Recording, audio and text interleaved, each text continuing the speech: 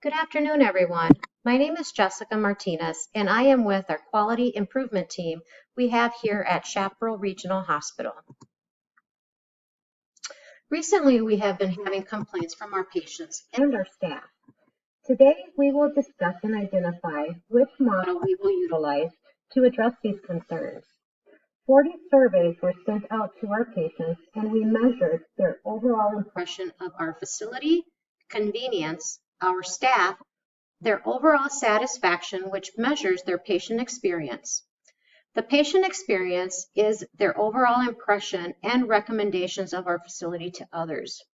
The models we have discussed in previous meetings have been narrowed down to the PDSA, Plan, Do, Study, Act, Lean, SMART, and Six Sigma. The Plan, Do, Study, Act model is where we will identify an opportunity for improvement, do or carry out our plan, then act on what we have studied through observation and learning. Six Sigma has 5 phases, which is to define, measure, analyze, improve, and control. Lean would be more focusing on areas of waste, and SMART meaning specific, measurable, achievable, reliant, and time-bound. Although these are all similar, Lean is the model that has been more favorable. I wanted to give you all a look at what the survey measured specifically. In facility and convenience, we measured the hours of operation, convenience of our location, cleanliness, the comfort while waiting, as well as their wait time in the reception area. Staff was measured on their overall explaining of the procedures, questions answered, that they were knowledgeable, professional, friendly, and helpful. Modesty was respected, as well as confidentiality.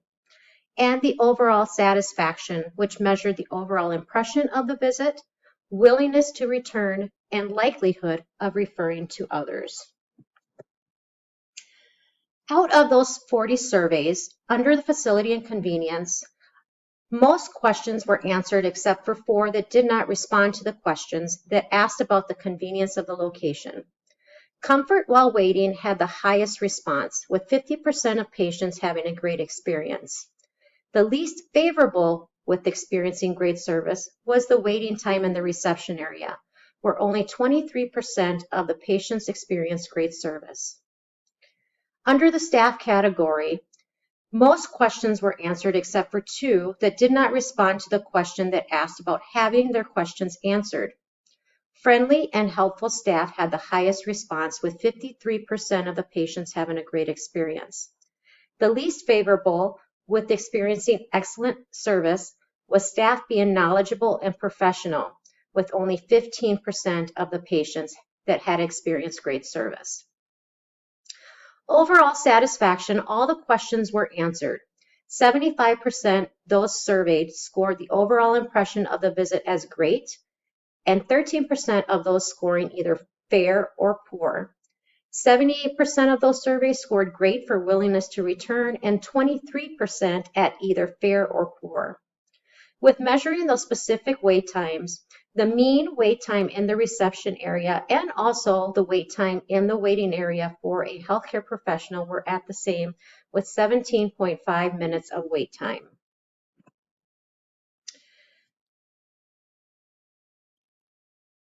The survey really looked at the patient's overall satisfaction and the patient experience.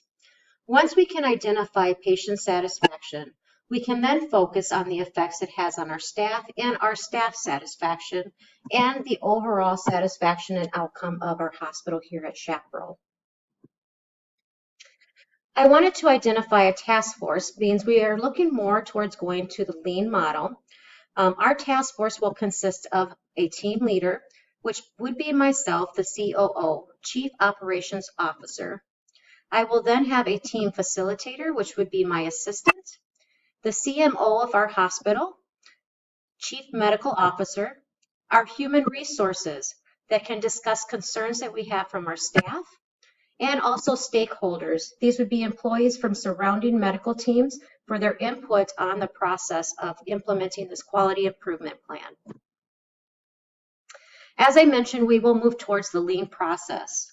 We have chosen this process so we can identify those areas of waste, more specifically to improve the wait times and the overall dynamics of each department.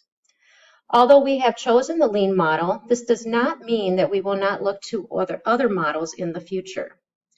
Through this lean process, we will identify in each department lean leaders.